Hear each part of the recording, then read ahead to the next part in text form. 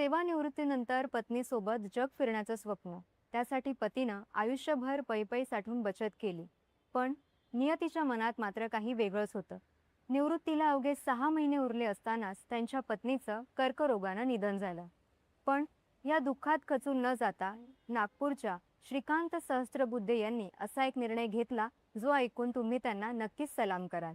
त्यांनी स्वतःसाठी आणि पत्नीसाठी साठवलेली तब्बल 25,51,000 रुपयांची सगळी जमापुंजी थेट भारतीय सैन्यासाठी दान केली. पत्नीच्या आठवणीत केलेला हा निस्वार्थ त्याग आणि एका अनोख्या देशप्रेमाची ही आहे भावुक करणारी कहाणी.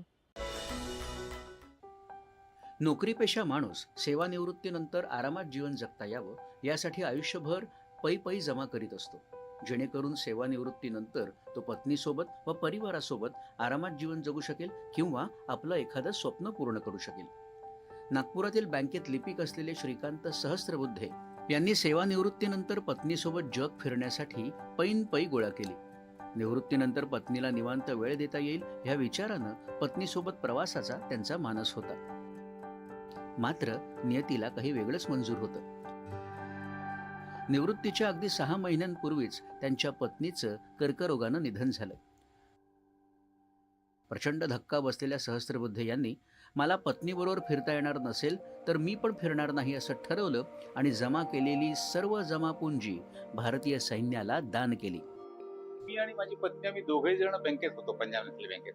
आम्ही दोघे जण क्लरिकल मध्येच होतो आणि आम्ही ठरवलं होतं की आपला दोघांपैकी एक पैसा आपण फंड आपल्यासाठी ठेवायचा, म्हातारपणात, आजारपण, फजारपण, आणि एक आपण पूर्ण बाहेर भ्रमण करून टाकायचं. तर त्याच्यासाठी ठेवलेला होता.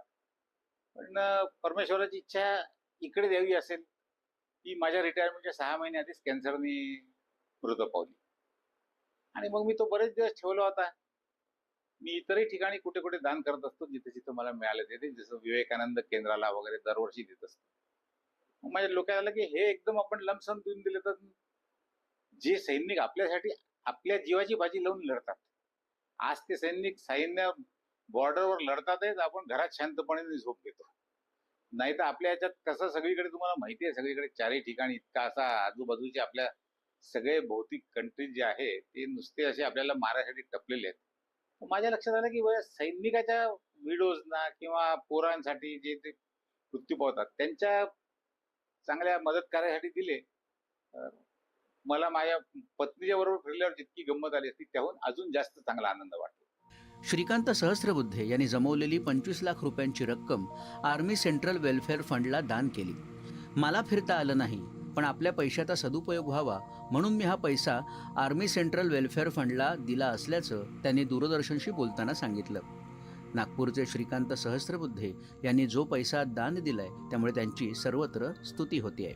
पुन्हा म्हणजे साधारण 1 महिन्यापूर्वी अकोल्यातले मुकुंद पाध्ये आहेत, त्यांनी याच कॉजसाठी आणि याच संस्थेला 1 करोड रुपये दिले होते. ते माझ्या वाचनात आल्याबरोबर माझ्या डोक्यात आलं की आपल्या दिवसात बरेच जे डोक्यावर घडतंय की आपला पैसा काहीतरी सदुपयोगी लागला पाहिजे, आपण जे फिरायला नाही गेलो ते, तर आपण याच्याशिवाय अजून दुसरं काही चांगलं असू शकणार नाही असं माझ्या डोक्यात आलं. आणि मग मी त्या दृष्टीने त्या मुकुंद पाध्यांच्याकडला टेलिफोन नंबर मिळवला, त्यांच्या पोराशी बोल.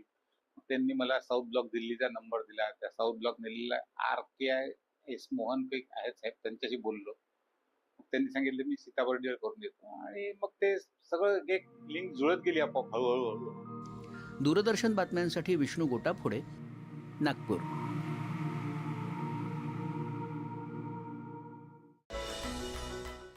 कार्यक्रमात वेळ